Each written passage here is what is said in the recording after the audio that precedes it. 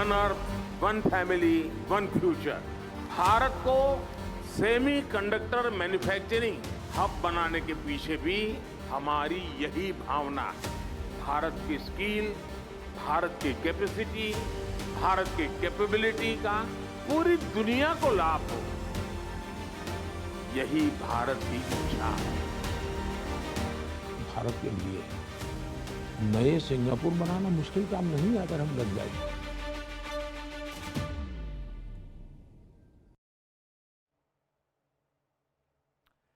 नमस्कार, आप देख रहे हैं एनडीटीवी इंडिया और मैं हूं आपके साथ अनंत भट्ट। कार्यक्रम में आज हम बात करेंगे सेमीकंडक्टर चिप की और बताएंगे आपको कैसे भारत इसका चैंपियन बनने के रास्ते पर आगे बढ़ रहा है।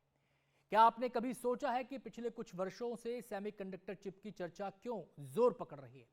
क्या आपको पता है कि जैसे तेल के भंडार वाले देशों की अहमियत होती है, वैसे ही अब सेमीकंडक्टर चिप बनाने वाले देशों का दबदबा बन रहा है और भारत बहुत तेजी से चिप का चैंपियन बनने के रास्ते पर आगे बढ़ रहा है। प्रधानमंत्री मोदी ने सिंगापुर में कई बड़े समझौतों पर हस्ताक्षर किए, लेकिन उनमें सबसे अहम है सेमीकंडक्टर चिप। ये रिपोर्ट देखिए।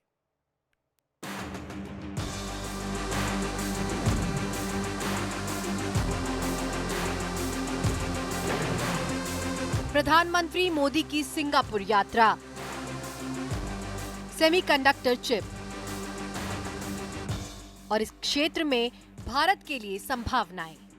इन सारे मुद्दों पर बात करने से पहले जरूरी ये जानना है कि आखिर सेमीकंडक्टर चिप क्या है। हम जिस चिप के बारे में बात कर रहे हैं वो आपके जीवन से हर कदम पर जुड़ा हुआ है। मिसाल के तौर पर आपका स्मार्टफोन, आपकी कार, आपका लैपटॉप और आपके एटीएम से लेकर आपके हेल्थ के लिए बेहद उपयोगी लाइफ सेविंग फार्मास्यूटिकल डिवाइस और मिसाइल तक। सेमीकंडक्टर चिप ऐसे तमाम इलेक्ट्रॉनिक प्रोडक्ट्स की धड़कन है। यानी सेमीकंडक्टर चिप ना हो तो ये सब काम करना बंद कर देंगे।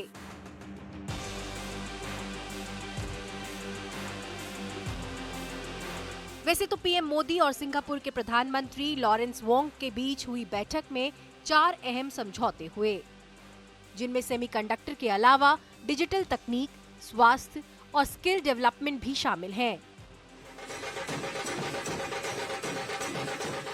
लेकिन इन सभी में सेमीकंडक्टर को लेकर हुआ समझौता भारत के लिए काफी अहम माना जा रहा है। आप पहले सुनिए कि प्रधानमंत्री मोदी ने सिंगापुर के प्रधानमंत्री के साथ मुलाकात के दौरान क्या कहा। हमारे बीच जो मिनिस्टरियल राउंड टेबल बनी है वो एक पाथ ब्रेकिंग मैकेनिज्म है। Skilling, digitalisation, mobility, advance manufacturing जैसे सेमीकंडक्टर और एआई, हेल्थ केयर, सस्टेनेबिलिटी और साइबर सिक्योरिटी जैसे क्षेत्रों में सहयोग की दिशा में ये इनिशिएटिव की पहचान बन गई है। सिंगापुर में प्रधानमंत्री ने एक सेमीकंडक्टर प्लांट का भी दौरा किया। पीएम ने एक्स पर लिखा, सेमीकंडक्टर और तकनीक की भारत और सिंगापुर के सहयोग में खासी अहमियत है। भारत इस क्षेत्र में अपनी मौजूदगी बढ़ा रहा है।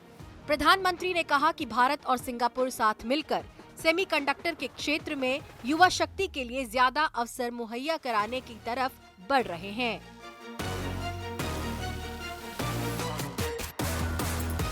माना जा रहा है कि भारत और सिंगापुर के बीच सेमीकंडक्टर को लेकर हुए इन समझौतों से भारत को खासा फायदा होने वाला है।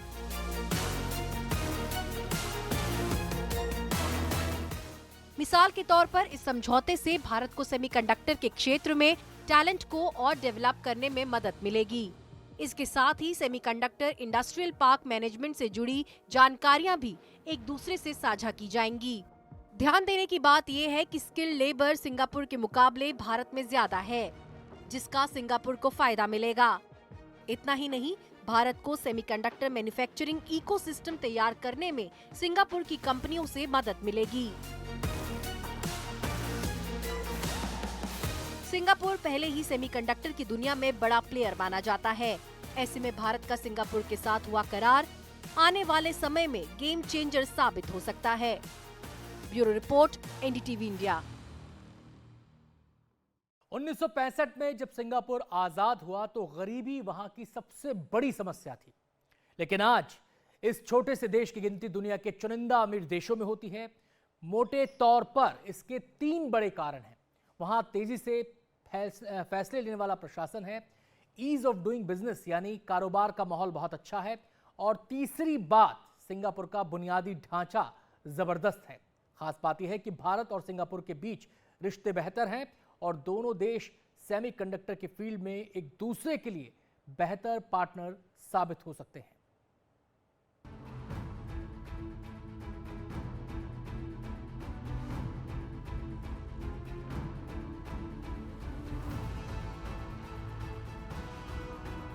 दुनिया को सेमीकंडक्टर इंडस्ट्री की अहमियत उस वक्त पता चली जब कोविड के दौरान सेमीकंडक्टर की सप्लाई पर असर पड़ा। ऐसा इसलिए हुआ क्योंकि कई देश इसके लिए चीन और ताइवान जैसे देशों पर निर्भर थे। जाहिर है, भारत इस दिशा में आत्मनिर्भर होने की तरफ कदम बढ़ा चुका है। जून 2023 में कैबिनेट ने गुजरात के सानंद में सेमीकंडक्टर की पहली यूनिट स्थापित करने को लेकर हरी झंडी दी थी, लेकिन मार्च 2024 में प्रधानमंत्री मोदी ने 1.25 लाख करोड़ की लागत से करीब 3 सेमीकंडक्टर यूनिट्स के लिए आधारशिला रखी। अगर सिंगापुर की बात करें तो भले ही इस क्षेत्र में उसने काफी लीड ले रखी है, लेकिन उसका बेहद छोटा देश होना, क्षेत्रफल छोटा होना उसको कहीं ना कहीं लिमिट करता है। ये उसके आड़े आता है कि वो बहुत बड़ा इसमें एकदम वर्ल्ड लीडर नंबर 1 नहीं हो पा रहा है। ऐसे मामले में भारत के साथ उसका समझौता काम आएगा, क्योंकि भारत का क्षेत्रफल ज्यादा है, कंपनियां यहाँ पर बड़ी जगह दे सकती हैं और सस्ता लेबर है यहाँ पर। दोनों ही सिंगापुर के लिए काम करता है और भारत के लिए। सेमीकंडक्टर के क्षेत्र में भारत और सिंगापुर दोनों एक दूसरे के काम आ सकते हैं, खास तौर पर तब जब भारत आगे बढ़कर रिसर्च से लेकर इच्छा शक्ति तक का इस्तेमाल करते हुए सिंगापुर से काफी कुछ सीखना चाहता है। प्रधानमंत्री मोदी ने लोकसभा चुनाव से पहले ही एनडीटीवी से खास बातचीत में क्या कहा था, जरा सुनिए। मैंने स्पेस टेक्नोलॉजी का उपयोग करके भारत के पास जितने आइलैंड्स हैं उसका सर्वे किया है। कुछ आइलैंड तो करीब करीब सिंगापुर की साइज के हैं। इसका मतलब भारत के लिए नए सिंगापुर बनाना मुश्किल काम नहीं है अगर हम लग जाए तो। हम उस दिशा में आगे बढ़ रहे हैं। यानी ब्यूरोक्रेसी में चेंज, डिसीजन मेकिंग में चेंज, बड़ी योजनाओं को अंजाम देना, उस दिशा में हम काम कर रहे हैं। ये आपने बड़ा इंटरेस्टिंग जिक्र किया सिंगापुर का एक उदाहरण दे करके, तो फिर ये अनुमान लगाना गलत नहीं होगा कि इस बार जब हम लोग इंफ्रास्ट्रक्चर या डेवलपमेंट की बात कर रहे हैं तो कुछ ऐसी चीज़ें हो जाएंगी बहुत जल्दी जो शायद हमारी सामूहिक सोच अभी सोच भी नहीं पा रही है। बहुत कुछ होगा जी। अब जैसे डिजिटल एम्बेसी की कल्पना, हम काफ़ी मात्रा में उसको प्रमोट कर रहे हैं। आपने जो डिजिटल क्रांति भारत में देख रहे हैं, शायद मैं समझता हूँ गरीब को एम्पावरमेंट का एक सबसे बड़ा साधन ये डिजिटल रिवॉल्यूशन है। प्रधानमंत्री ने जिस डिजिटल रेवोल्यूशन की बात कही वो कितना अहम है ये भी सिंगापुर से समझिए। आखिर सेमीकंडक्टर के क्षेत्र में सिंगापुर इतना आगे कैसे निकल गया? 3 कारण हैं जिन पर आपको ध्यान देना चाहिए। पहला कारण, 60 के दशक में ही वहां की सरकार को समझ में आ गया था कि सेमीकंडक्टर इंडस्ट्री देश की आर्थिक तरक्की में बड़ी भूमिका निभा सकती है, जिसके बाद देश में स्ट्रैटेजिक प्लानिंग शुरू कर दी गई। दूसरा कारण, सिंगापुर की सरकार ने साइंस पार्क, रिसर्च सेंटर्स और एडवांस मैन्युफैक्चरिंग फैसिलिटीज जैसे इंफ्रास्ट्रक्चर पर जमकर खर्च किया ताकि सेमीकंडक्टर के क्षेत्र में काम करने वाली कंपनियां आगे आएं। तीसरा कारण, सिंगापुर में बड़े पैमाने पर स्किल्ड वर्कफोर्स तैयार करने के लिए ट्रेनिंग, स्कॉलरशिप्स और कुल मिलाकर टैलेंट डेवलपमेंट पर जोर दिया गया। हम बहुत एग्रेसिवली सेमीकंडक्टर के क्षेत्र में जा रहे हैं। अब तक करीब 5 कंपनियां ऑलरेडी अपना काम शुरू कर चुकी हैं। आगे भी औरों की संभावनाएं हैं और हम पूरी इकोसिस्टम को लाने वाले। हमको एक छोटा सा टुकड़ा, एक आध हिस्सा करके अटकने वाले नहीं है। भारत के पास टैलेंट है। आज दुनिया में जितने भी चिप्स हैं, अगर उसका राइटिंग का काम है में हो रहा है। सब बड़ी कंपनियों के रिसर्च यूनिट वहीं पर है। अब हम चाहते हैं कि हम खुद ही यहाँ पर उस दिशा में आगे बढ़े, तो आपके लिए वो भी एक बहुत बड़ा स्कोप है। भारत और सिंगापुर का साथ आना न केवल कारोबारी और तकनीक बल्कि दूसरे कई मोर्चों पर भी अहम होगा। Bureau report, NDTV India. दुनिया के देश अपनी विदेश नीति तय करते हुए कारोबार को और अपने हितों को सबसे ऊपर रखते हैं और आर्थिक नीतियों की वजह से ग्लोबल डिप्लोमेसी भी निर्धारित होती है। सेमीकंडक्टर चिप की दुनिया में भी आपको सिलिकॉन डिप्लोमेसी या चिप डिप्लोमेसी जैसे शब्द सुनने को मिलेंगे। चीन इस फील्ड में बड़ा खिलाड़ी है। जाहिर है, जो देश चीन को चुनौती देते हैं उन्हें सेमीकंडक्टर की दुनिया में एक गेम चेंजर का इंतजार है।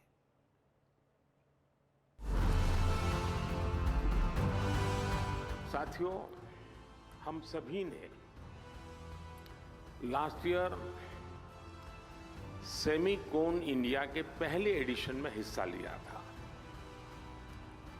और तब चर्चा इस बात की थी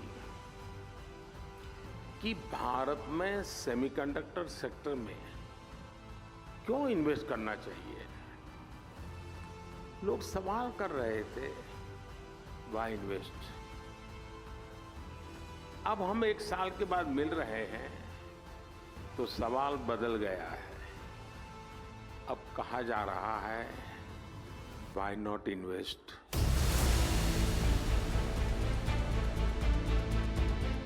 सिर्फ सवाल नहीं बदला, सेमीकंडक्टर इंडस्ट्री के लिए माहौल भी बदल गया है।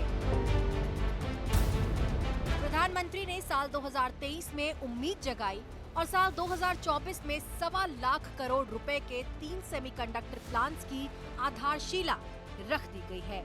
इतना ही नहीं, अभी 2 दिन पहले केंद्र ने एक प्रस्ताव को मंजूरी दी, जिसके तहत गुजरात के साणंद में 3,300 करोड़ रुपए के निवेश के साथ एक सेमीकंडक्टर संयंत्र स्थापित किया जाएगा, जिससे रोजाना 63 लाख चिप का उत्पादन होगा।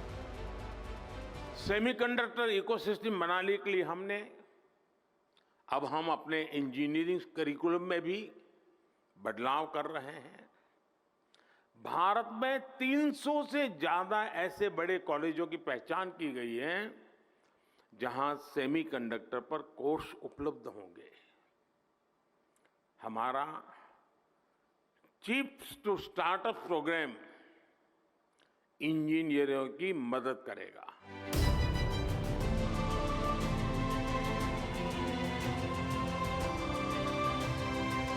चिप की अहमियत कूटनीति के मोर्चे पर भी है, क्योंकि भारत में सेमीकंडक्टर मिशन से चीन परेशान हो रहा है। असल में चीन का सेमीकंडक्टर उत्पादन में दबदबा है। पूरी दुनिया में सेमीकंडक्टर की कुल बिक्री में चीन का हिस्सा 1/3 के करीब है। अमेरिका समेत दुनिया भर के बड़े देश सेमीकंडक्टर के लिए चीन और ताइवान पर ही निर्भर हैं। एक सच्चाई ये भी है कि अगले 7 वर्षों में सेमीकंडक्टर का बाजार 2 गुना हो जाएगा। ये भी माना जा रहा है कि भारत अगले कुछ वर्षों में दुनिया का 5वां सबसे बड़ा सेमीकंडक्टर बनाने वाला देश बन सकता है। जाहिर है, सेमीकंडक्टर के ग्राहक कई देश चीन के विकल्प की तलाश में हैं और भारत ऐसे में बड़ा विकल्प बनकर उभरेगा, खास तौर पर तब जबकि अमेरिका और चीन पहले ही उलझे हुए हैं। Bureau report, NDTV India.